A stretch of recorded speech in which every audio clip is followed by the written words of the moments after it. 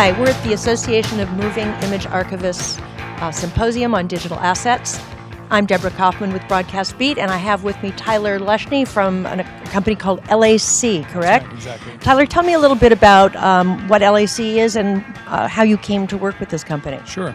LAC Group has been around about 27 years. It's a woman-owned business founded by Debra Schwartz, and it started out as a staffing firm for law libraries. So over the course of the past quarter century, we've grown to have a full range of information management solutions. We do a lot of work with the federal government. We have about 100 people at the Library of Congress. We work with broadcasters, really around trying to manage customer content and help people get the most out of their information. I've been in there about a year, almost a year to the day. I've been in the industry about a decade started with Ascent Media and then to Deluxe, where I started the Deluxe Archive Solutions Group. So it's been a transition going from a big company to a small company, but it's been a great change, and we're doing some really exciting things. So in other words, you have a background in Hollywood. I guess you could say so. As I always call it, the non-sexy side of Hollywood, the part where we talk about aspect ratios and runtime and tape formats. But yeah, I've been in this space now the better part of a decade and a half, and so I've seen it really change from a real analog physical world to starting to migrate to a digital world, and seen some of the mistakes and successes that we've made along the way. Well, many of us think that things like aspect ratios are actually the very sexy things going on in Hollywood. Yeah. So you talked a little bit. I was really amazed at some of the data you gave in your speech about just what a tsunami digital assets are, much more than I thought. Can you repeat some of those facts for us? Yeah, sure. I mean, when you look at digital assets across all industries, and again, there have been a lot of studies, in particular a study done by EMC and IDC, the International Data Corporation, they're saying right now there are about 4.4 trillion gigabytes of data out there, but that's growing up to 40 zettabytes of data in the year 2020. Now, just to give you guys a perspective, a zettabyte is actually a million petabytes, and so that means it's a billion gigabytes. A billion terabytes. So just to give you a sense of how big that material is, and that includes everything. And of course, when you get to numbers that big, you're estimating, but that includes things like stock exchange data, Walmart transactions, information at the Library of Congress, Facebook, Twitter. All of these feeds are generating data at exponential rates. And even though the storage costs are coming down and some of the technologies are improving, you're counterbalancing it with this explosion, almost an exponential explosion in data rate. Yeah, in your presentation, that's one of the things that I found interesting because, of course, in our industry, people are, constantly looking at how cheap storage has become. And I just bought a 3 terabyte hard drive for $99 the other day. And so people seem to think that the ever lessening price of storage is going to solve the problems, but I actually think it exacerbates the problem because people do exactly what you just said. It's free. I might as well just keep everything. What we're seeing is over the past 10, 12 years, an 8-fold decrease in storage costs, but almost a 1,000,000-fold projected increase in total storage volume. So again, I'm not a mathematician, but you can kind of see those trends. And even if storage becomes free, you're still going to have a digital problem in archiving. Well, it's a very sobering thought, and I loved how you gave kind of your psychological diagnosis to Hollywood. Right. Tell us a little bit about how you've put Hollywood on the analyst's couch, and what's the diagnosis? Yeah, I mean, if you look around Hollywood and you look at the number of materials that are stored, we've really become hoarders. I mean, we've really said, let's go back to the past where things were thrown away. You go back to the silent film era where there's just no record of the silent films left. You go to the moon landing, which was re-recorded over. You go to the original Tonight Show starring Johnny Carson, which was re-recorded over simply because the videotape was considered to be too valuable. And the pendulum has really swung the other way, and we just decided to keep everything. So when DVD came out, value-added materials, deleted scenes, everyone thought that this had tremendous value. So as a result, we've kept everything, and I do mean everything. And so people have been afraid to throw things away. And just like a hoarder, there's this notion that we're going to use this in the future, that this piece of material is going to have value. And I think what we're starting to see is the question mark is, does all of it have value? Should we be keeping all of it? And really, what are the costs to not only keep but migrate all of this, especially in a digital world?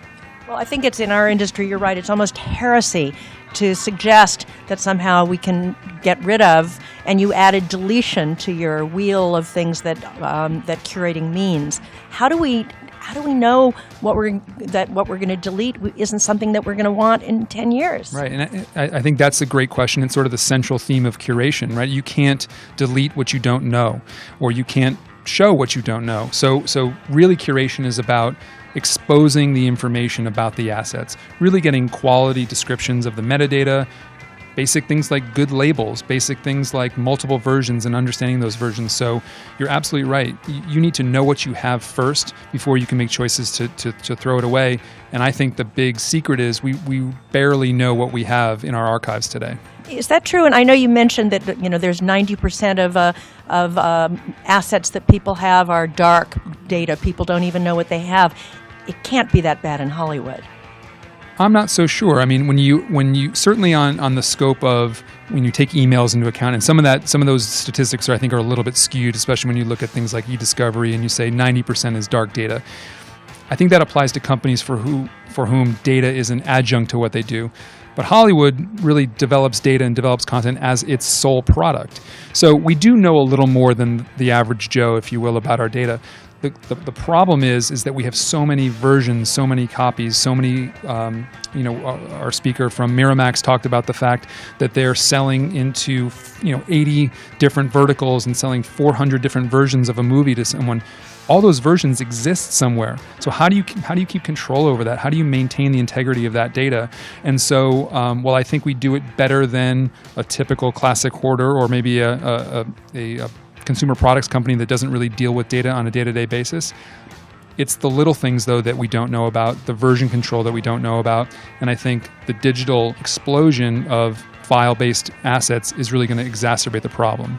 And yet there's a culture. You really have to speak to the culture and get everybody to be on the same page, agreeing that we need to delete some of these assets. How feasible is that? Well, yeah, I mean, the culture point's a good one because there's almost an egocentric part of this, which is everything that comes out of a camera from a studio is worthy and is worthwhile, right? So I think, again, our psychosis from our early years in Hollywood where we threw everything away has now come back to haunt us, and we say everything is gold. Every moment that any director ever shot on set with actors is gold, and we have to keep it. And I'm not necessarily sure that's true. Certainly, if you look at a movie today, 2 hours of content, we're not going to throw that away. Another 2 hours of value-added material, director's cut, we're not going to throw that away. But then there's another 100 hours of trims and outs, unused scenes, deleted scenes, things that never made the final script, and those things were all filmed. The advent of digital capture, 4K cameras, 2K cameras, RED cameras, Genesis cameras, not only create problems from a proprietary format perspective, but they are creating sort of consequence-free shooting. So it's like you and I at home with our iPhones and our cameras. We shoot digital photos as many as we want because there's no consequences. We delete or we don't delete. It's not like a film camera where you had your 35 roll and you had 24 shots. You better choose the right 24. Now directors are out there, they just load another disc into the camera, load another LTO tape, and they shoot and shoot and shoot. So you see these gigantic shooting ratios, and to try to keep all that, I think, is just going to be impossible. And yet, to play devil's advocate here, I know there are plenty of people in Hollywood who, welcome the digital age as a chance to monetize and repurpose assets that haven't seen the light of day in years. What would you say to those people? I think there's a selective market for it. I mean, I am actually a believer in the long tail theory and that there is a life for most assets. But again, I think people need to understand when we talk about a title, we're not just talking about the 2 hours of that title. So if you take your favorite movie, right, it runs 100 minutes, 120 minutes, maybe even 3 hours. There's another 100 hours, 200 hours, 300 hours of additional material behind that you never will see, probably don't ever need to see, and maybe there's a snippet or a gem within there. But that's really the problem. If you want to talk about dark data, it's this dark data behind the movie that the average consumer doesn't see. And yes, it's wonderful that we can exhume some of these titles from the vaults and have them on Netflix for 99 cents. But don't forget, not only are those 2 hours being stored, it's the 200 hours behind it that's being stored, and that's where the real cost is. How has Hollywood been receiving your message so far?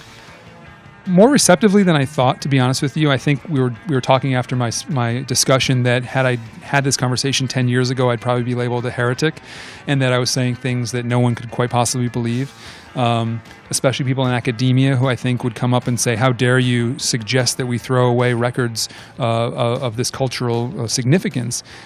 But today, quite the opposite. Someone from the UCLA program came up to me and said, I 100% agree with you. I agree we need to make some tough decisions. We do need to start throwing things away, and not everything is gold, and not everything is gone with the wind.